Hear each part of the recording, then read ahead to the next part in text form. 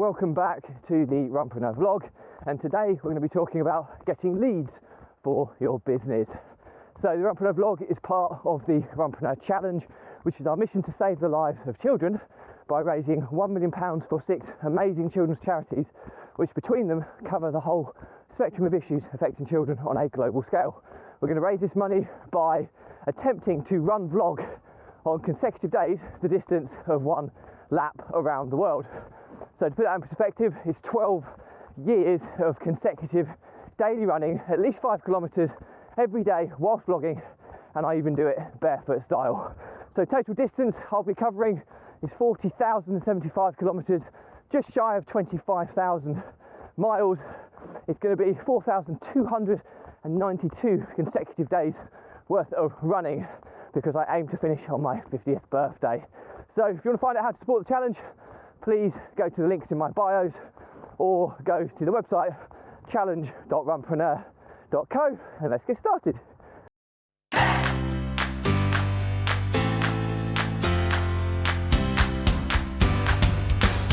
So this was a question raised by one of the Runpreneur community members, David Linney, which was, how do you get leads for your business?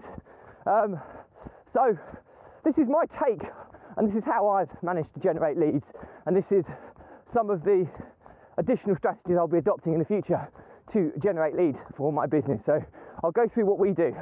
Well, first and foremost, we focus pretty much on just online leads, because you can scale it online. You know, if you're looking at physical marketing, there's only so many people you can reach, whereas online you're almost uncapped and you can reach a global market.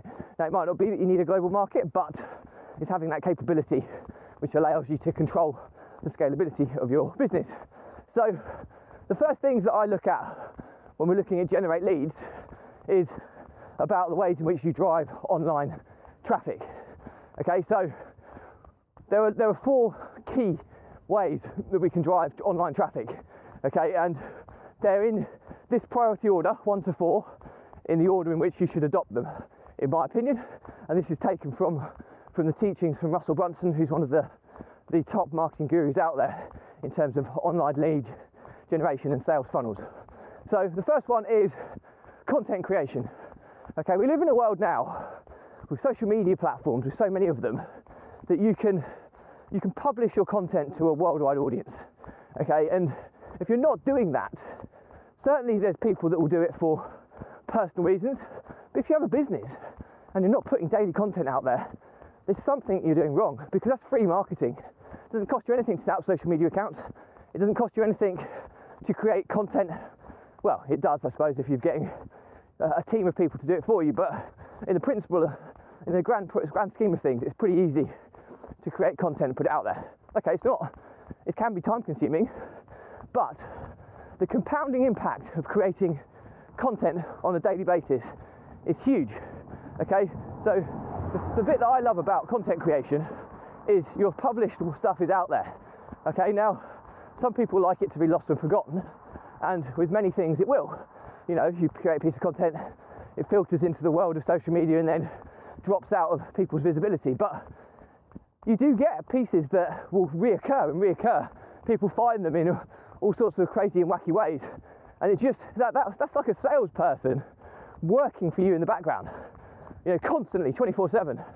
So if you're putting content out every day, you're creating an army of potential salespeople who can lead people into your world, or lead people into your world for your business, introducing you to your business, and they could be a prospective lead for a potential sale. So content creation is absolutely key. The other thing to note about content creation, the social media platforms reward consistency. So whatever consistency you're going to be posting content, continue to do it, and the social platforms will reward you for that. If you break that consistency levels, your reach and all of the hard work you do into getting as maximum reach as you possibly can without paid advertising will get quashed to a degree, so bear that in mind. So number 2, so we've talked about creating content. Number 2 is collaborations. Okay, so the easiest way to spearhead growth to your business is to find somebody else who you can collaborate with, who has a different target market, who has a different following. When I say different target market, a slightly different target market, but a market that's still going to be very applicable to what your product or service you're selling. So you need to make sure it's relevant, but collaborate with people, do interviews, cross-promote one another's products and services.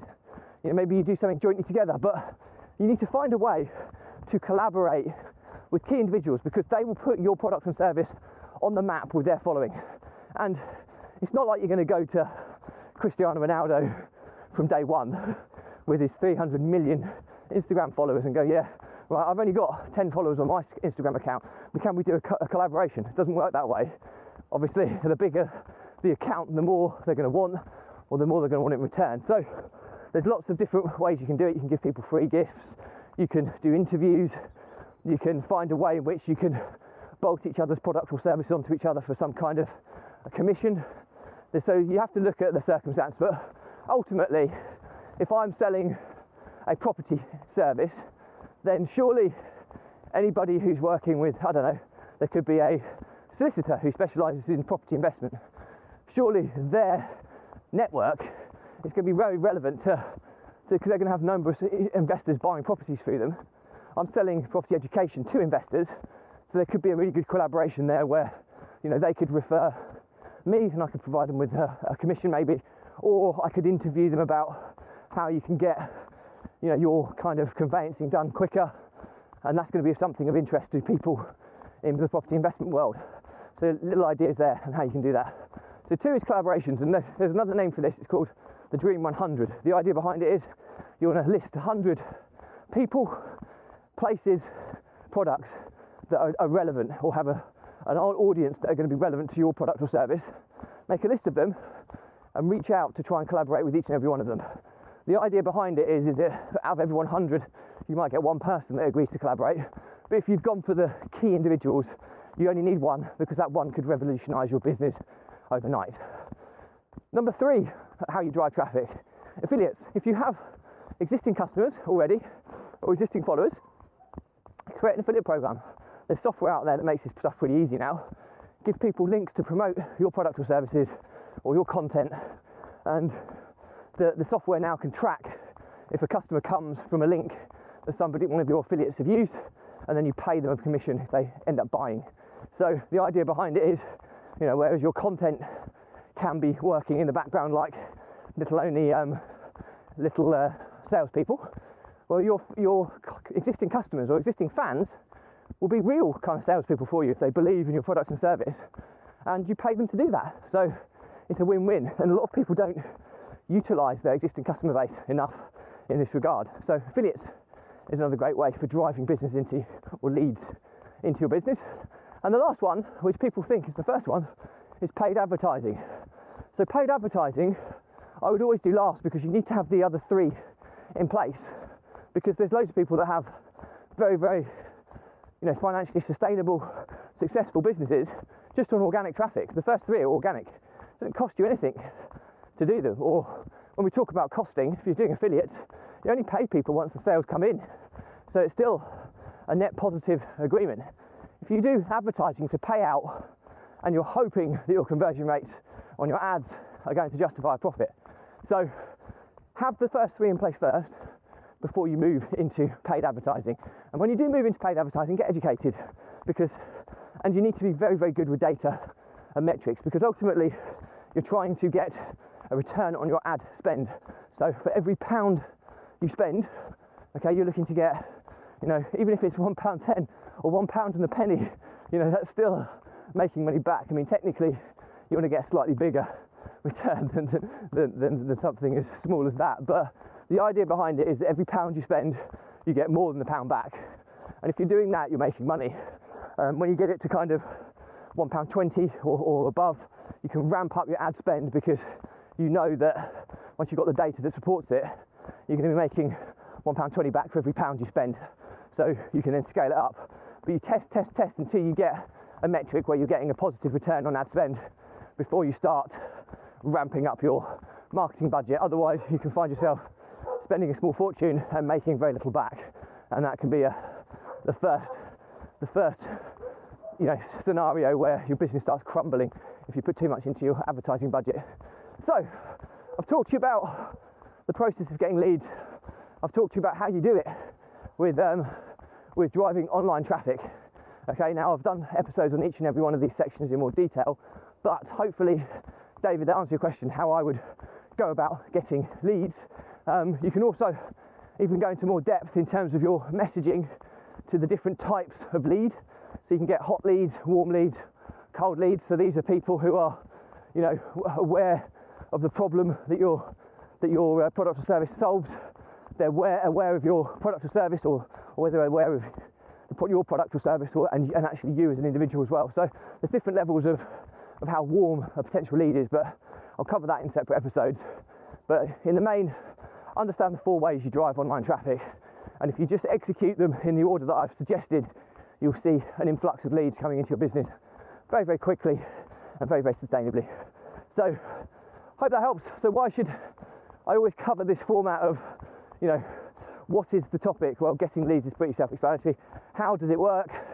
I've explained the 4 different types of lead generation through driving online traffic and how each of them work. I've given you examples.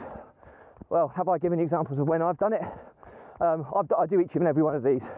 I create content every single day for not just my philanthropic work, but also my businesses.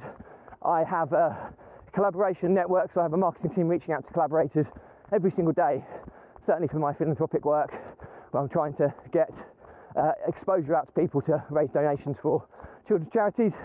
Affiliates, we have affiliates in our property education company and our property investment company, so we have people working for us to find deals, find investors, and they take a commission. So we have an affiliate program in place.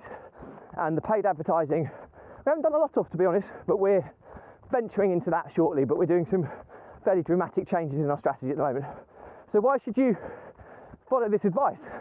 Well, it's from Russell Brunson, who's one of the best marketing gurus out there on driving online traffic and converting that traffic into sales. So success leaves clues, my friends. So hopefully that's enough reason to follow his advice. So as always, this Runpreneur vlog episode is part of the Runpreneur challenge, which is our mission to save the lives of children by raising £1 million for 6 amazing charities, which between them cover the whole spectrum of issues affecting children on a global scale. We're going to raise this money by attempting to run vlog on consecutive days a distance of 1 lap around the world. It's a 12-year challenge of consecutive daily running, at least 5 kilometres every day whilst vlogging, and I do it barefoot style. It's 40,075 kilometres in total, just shy of 25,000 miles, 4,292 consecutive days worth of running to finish on my 50th birthday. So if you want to find out how to support the challenge, go to the links in my bios or the website challenge.runpreneur.co. And stay positive, stay happy, and I'll see you tomorrow.